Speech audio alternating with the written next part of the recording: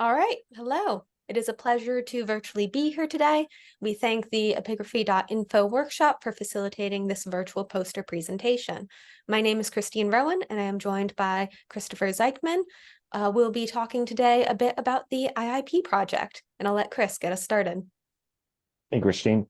The IIP project, Inscriptions of Israel-Palestine project, has been around since 1996 and includes inscriptions from antiquity, from the Persian to Byzantine periods, from the area today we call Israel-Palestine. It has a number of different languages, but four in particular are most prominent: Greek, Latin, Hebrew, and Aramaic.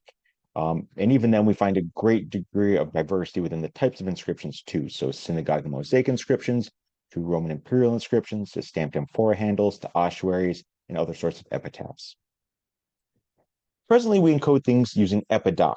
And this has a number of benefits. It has makes things searchable and researchable, but a number of limitations as well. One of the biggest comes along with the fact that IIP does not produce new editions or translations, but rather uses those previously published by others.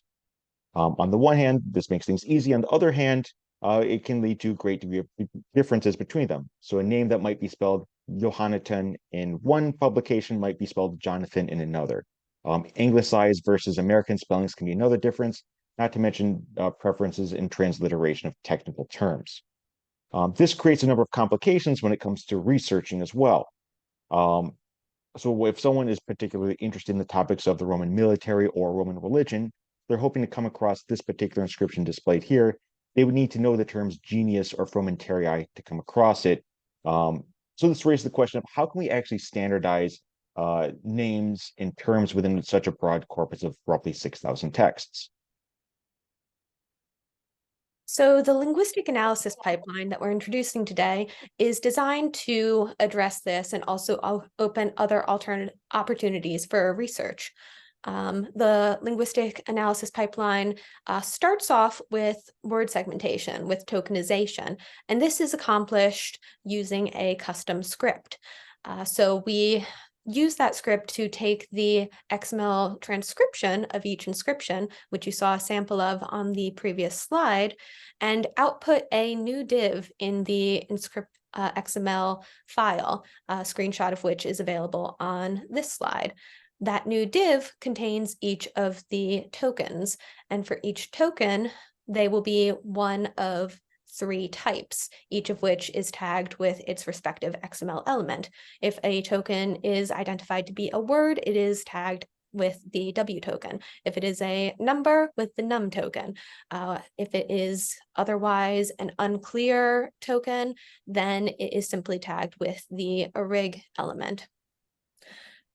Once tokenization has been accomplished, each of the tokens identified as words are then output into separate CSV files. We have CSV files for each of our four main languages, and it is these CSV files which are passed further down the pipeline for tagging and parsing purposes. We can move on. Once our partners have parsed these different inscriptions and the terms from it, we take them back and we go through and manually tag all of the words, which will eventually be rendered part of a word list to aid research. Presently on the IIP website, there is a beta version of an older version of the Latin word list, but soon in the upcoming months, we hope to include all of our updated word lists along the way.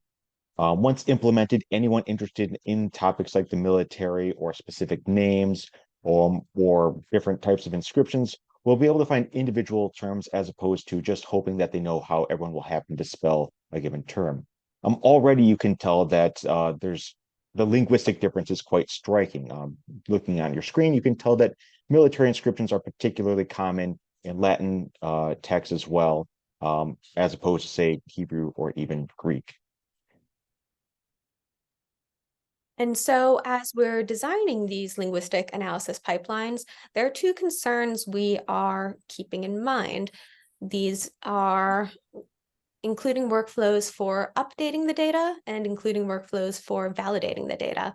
Updating the data is particularly important because, as mentioned, the IIP project's corpus is one that is continually growing. Our encoders continue to produce new XML files transcribing new inscriptions, and once these new files are segmented, that segmented data needs to then be passed forwards along the pipeline and matched to our currently extant database of parsed and tagged words. We also are keeping in mind workflows for updating this database in cases where the inscriptions happen to be changed. For example, if we discover we need to make a correction to a previously produced transcription. And secondly, we are ensuring that we have ways for validating the data.